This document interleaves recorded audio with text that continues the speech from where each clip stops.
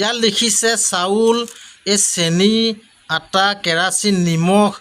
Main কথা হ'ল কি 10 কেজি চাউল পাওঁ, তাই 10 কেজিৰ ভিতৰত আধা কেজিকৈ কেৰিং চাৰ্জ বাবদ কাটে। 9.5 কেজিকৈ পাওঁ, 10 কেজি চাই তাৰো আধা কেজিকৈ কেৰিং চাৰ্জ বাবদ কাটে। চাউল পাওঁ 9 কেজি। গতিকে এইবোৰ আপোনালোকে দেখি নাপায়। কিমান কমপ্লেইন কৰিছোঁ আমি, কমপ্লেইন কৰিবলৈ ইমান আমি ডাঙৰ মানুহ নহয়, আমি ইমান বুজিও নাপাওঁ, ইমান ক'বলৈও নাজানো। চৰকাৰে যেনেকৈ আমাক নিৰ্ধাৰণ কৰি দিছে এখন পতাকা প্ৰত্যেক বছৰে 30 টকাকৈ লাগিব বুলি, পতাকা 30 টকাকৈ কিমান দুখীয়া শ্ৰেণীৰ পৰা তেওঁলোকে লুণ্ঠন কৰিব। প্ৰত্যেক বছৰে এইটো কি তেখেতলোকৰ আদত হৈ গৈছে, তেখেতলোকৰ এইটো পূৰা হেবিট হৈ গৈছে নেকি যে এনেকুৱা এটা বিজনেছ কৰিবলৈ 15 আগষ্টৰ সময়ত। আমি কৈছোঁ যোৱা বছৰ পতাকাকেইখন আমি ধুনীয়াকৈ সামৰি সুতৰি ৰাখিছোঁ, কিন্তু আমাক পতাকাখন নালাগে। তেখেতলোকে কৈছে বোলে চৰকাৰৰ ফালৰ পৰা অনিবাৰ্য কৰিছে, নিৰ্ধাৰণ কৰিছে বোলে 30 টকা দি নিবই লাগিব, আপুনি নিনিলেও আপুনি নহ'লে চাউলটো দিয়া নহ'ব। এইটো কেনেকুৱা কথা? আমাক যিখিনি প্ৰাপ্য আমাক দিবলগীয়া সেইখিনি দিয়া নাই। তেখেতলোকে আকৌ চৰকাৰ হ'ল বুলি যে তেখেতলোকে নিৰ্ধাৰণ কৰি থাকিব, কিবা কৰি থাকিব। গতিকে আমাৰ কথাটোতো মানি চাব লাগিব। আপোনাক ইয়াত কেৰাচিন লিখিছে, আটা লিখিছে, ঢেৰ কিবাকিবি লিখিছে, নিমখ লিখিছে, ঢেৰ কিবাকিবি লিখিছে। গতিকে এইবোৰ সম্পূৰ্ণ আপোনালোকে পূৰাই নিদিয়ক কিয়? এয়া হৈছে চৰকাৰী চাউল। এতিয়া ফোনে আনিছোগৈ। এখন হৈছে আমাৰ এখন জাতীয় পতাকা। এইখন হৈছে আমাৰ এখন জাতীয় পতাকা। আজি এই পতাকালৈ আমি ভিডিঅ'টো বনাব বিচাৰিছোঁ। একচুৱেলি পতাকাখনক একচুৱেলি আমি ভাল পাওঁ, কিন্তু পতাকাখন আমি সন্মানো কৰোঁ। কিন্তু এই পতাকাখন লৈ পেলাই 30 টকাকৈ অনিবাৰ্য কৰাটো কি এইটো চৰকাৰৰ? আপোনালোকে ভাবি চাওক এইটো কথাটো। প্ৰত্যেক এইফালে কোনো বান্ধিব জেগা নাই, জাষ্ট আধা মিটাৰ কাপোৰ। ইয়াত প্ৰত্যেক বছৰে চৰকাৰে এনেকুৱা এটা ৰুল বান্ধি দিছে, এখন পতাকাত 30 টকাকৈ।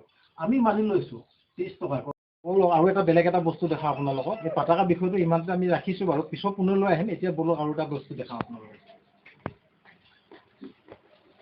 এতিয়া আপোনালোকে দেখিছে মোৰ হাতত এইখন ৰাষ্ট্ৰীয় খাদ্য সুৰক্ষা আইন, ধৰক ৰেচন কাৰ্ড বুলি আমি যাক কওঁ, এইখন আমাৰ পৰিয়ালৰ ৰেচন কাৰ্ড হয়। আমি এইখন যিখন কাৰ্ড, কণ্ট্ৰলৰ কাৰ্ডখন, ইয়াত কি আছে কি নাই আমি সম্পূৰ্ণ আপোনালোকক ডিটেইলছ দেখাম। আমি চৰকাৰী ৰুলবোৰ মানি নিছোঁ, চৰকাৰৰ কথামতে মানি ল'ম, কিন্তু এই কাৰ্ডখনত কিনো সামগ্ৰী ইয়াত উপলব্ধ, কিনো সামগ্ৰী মাহেকে আপোনাৰ দুখীয়া মানুহৰ কাৰণে দিয়ে। গতিকে আপোনালোকক সম্পূৰ্ণ তথ্য আমি দেখাম, ইয়াত কি আছে, আমাক কি দিয়ে মাহেলি, কিমানখিনি পাওঁ আমি, সম্পূৰ্ণ আপোনালোকক তথ্য দিবলৈ চেষ্টা কৰিম। ৰ'ব আপোনালোকক দেখাই আছোঁ। চৰকাৰে কিমান আমাক কি কৰি আছে আপোনালোকে চাওক। এই কাৰ্ডখন আপোনাক প্ৰথমতে দেখাইছিলোঁ। এই কাৰ্ডখন আছে ৰেচন কাৰ্ড। এই ৰেচন কাৰ্ডখন আছে বুলুমাই বনিয়া নামত, অৰ্থাৎ মোৰ মাৰ নামত। আপোনালোকে ভালদৰে চাওক, ডিটেইলছ ইয়াতে আছে। আৰু মোৰ পৰিয়ালৰ সম্পূৰ্ণ নাম আছে ইয়াত টোটেলখিনি। প্ৰথম আমি কাৰ্ডটো যেতিয়া বনাই দিছিলে, আমাৰ এই কাৰ্ডটো কণ্ট্ৰলৰ দোকানী, অৰ্থাৎ গ্ৰাহক আমাৰ কণ্ট্ৰলৰ দোকানীজনে বনাই দিছিলে। এতিয়া আমি সামগ্ৰীখিনি চাওঁ। সামগ্ৰীখিনি আছে বিতৰণৰ সামগ্ৰীৰ পৰিমাণ। ইয়াত সম্পূৰ্ণ দোকানীয়ে কি লিখিব, কি আছে আপোনালোকে ভালদৰে চাওক। ইয়াত লিখিছে চাউল, এই চেনি, আটা, কেৰাচিন, নিমখ, সম্পূৰ্ণ লিখা আছে ইয়াত। এইবিলাক সম্পূৰ্ণ চাওক। মেইন কথা হ'ল কি, এই কাৰ্ডখনত আমাৰ ঘৰৰ সদস্য আছিলে 9জন। তাৰে কিবা বোলে 9জনৰ সম্পূৰ্ণ তাত দিল্লীত কিবা হেড অফিচত কিবা উঠা নাই, নাম উঠা নাই বুলি আমাক দি আছিলে 4জনৰ নাম। 4জনৰ আমি পাই আছিলোঁ ইয়াত খাদ্য পাই আছিলোঁ। 4জনৰ মানে খাদ্য মানে চাউলে দিয়ে আৰু। তেতিয়া 20 কেজি পাইছিলোঁ। 20 কেজি আমাৰ 20 কেজি সম্পূৰ্ণ দিয়ে, আধা কেজি কিবা কেৰিং চাৰ্জ বুলি কাটে। এতিয়াও 2জনৰ কাটি দিলে। আপোনাৰ জানুৱাৰী মাহৰ পৰা আমাৰ 2জনহে পায়। বোলে কিবা ফিংগাৰ মেচিন এটা ওলাই, আমি ফিংগাৰ মেচিন মাৰিলোঁ, বোলে ফিংগাৰ হেড অফিচত নুঠিলে বোলে। এতিয়া গৈ পেলাই আকৌ আমাৰ 30 টকা তেখেতলোকে কালেকশ্যন কৰিলে। আকৌ ফিংগাৰ মাৰিলোঁ আধাৰ কাৰ্ড লৈ, কিবাকিবি ধেৰ অগৰং বগৰং। দিল্লীটো কিবা হোৱা নাই, এই অলপ দিনৰ আগতো দিছোঁ, তাৰ আগতো 30 টকা কালেকশ্যন কৰি দিলোঁ। দিল্লীত আমাৰ হেড অফিচৰ নাম উঠা নাই বোলে। 10 কেজি চাউল পাওঁ, তাই 10 কেজিৰ ভিতৰত আধা কেজিকৈ কেৰিং চাৰ্জ বাবদ কাটে। এতিয়া মোৰ প্ৰশ্নটো হৈছে, আপোনালোকৰো কোনোবা এই ভিডিঅ'টো যদি কোনোবাই চাই আছে আপোনালোকে মোক জনাব। আপোনালোকৰো কোনোবাই কণ্ট্ৰলৰ দোকানীয়ে আপোনালোকৰ পৰা এনেকুৱা গ্ৰাহকৰ নামত কেৰিং চাৰ্জৰ বাবদ কিবা চাউল কাটে নেকি বা কিবা কৰে নেকি? আমাৰ কিন্তু 20 কেজি ঠাইত 19.5 কেজি আহিছিলে। 19.5 কেজি ঠাইত 2জনৰ কাৰ্টন খালে কাৰণে এতিয়া 9.5 কেজিকৈ পাওঁ। 10 কেজি চাইড তাৰো আধা কেজিকৈ কেৰিং চাৰ্জ বাবদ কাটে। চাউল পাওঁ 9 কেজি। গতিকে এইবোৰ আপোনালোকে দেখি নাপায়। কিমান কমপ্লেইন কৰিছোঁ আমি, কমপ্লেইন কৰিবলৈ ইমান আমি ডাঙৰ মানুহ নহয়, আমি ইমান বুজিও নাপাওঁ, ইমান ক'বলৈও নাজানো।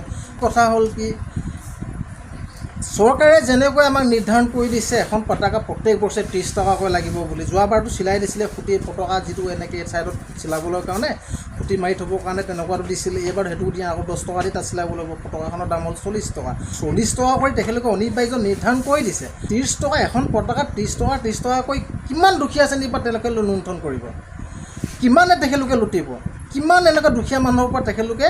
আৰু প্ৰত্যেক বছৰে এইটো কি তেখেতলোকৰ আদত হৈ গৈছে, তেখেতলোকে এইটো পূৰা হেবিট হৈ গৈছে নেকি যে এনেকুৱা এটা বিজনেছ কৰিবলৈ 15 আগষ্টৰ সময়ত।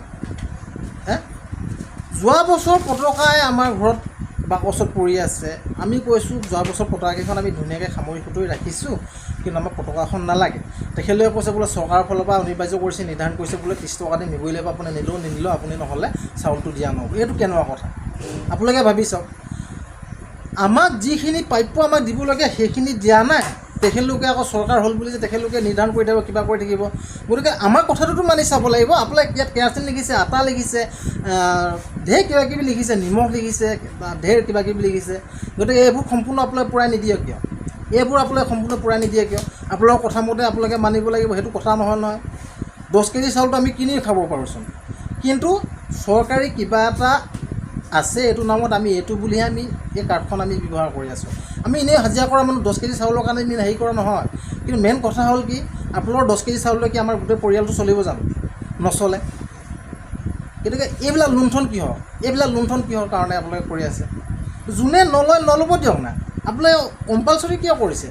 আমাৰ লগত থকা বস্তুটো আকৌ আমি কিয় বাৰে প্ৰতি ল'ব বিচাৰিছোঁ? আমাক কিয় ডাঠি আমাক উপজাচি দিব বিচাৰিছে আপোনালোকে? সেইটো কথা বুজি পোৱা নাই। তো এই ভিডিঅ'টো যোনে চাই আছে তেখেতলোকলৈ আমি অনুৰোধ, আপোনালোকে ভিডিঅ'টো কেনেকুৱা পালে আমি নাজানো। হয়, আমাক কথা কোৱাত কিছুমান ভুল হ'ব পাইছে, আমি ইমান কথা ক'বও নাজানো। গতিকেলৈ এই ভিডিঅ'টো কেনেকুৱা পালে আমাক কমেণ্ট কৰি জনাব। একচুৱেলি আমাৰ মোৰ ঘৰ হৈছে ধেমাজি মতাগুৰি কলিতা গাঁৱত। কোনোবাই যদি ভিডিঅ'টো ভাল পায় প্লিজ এটা লাইক কৰি দিব।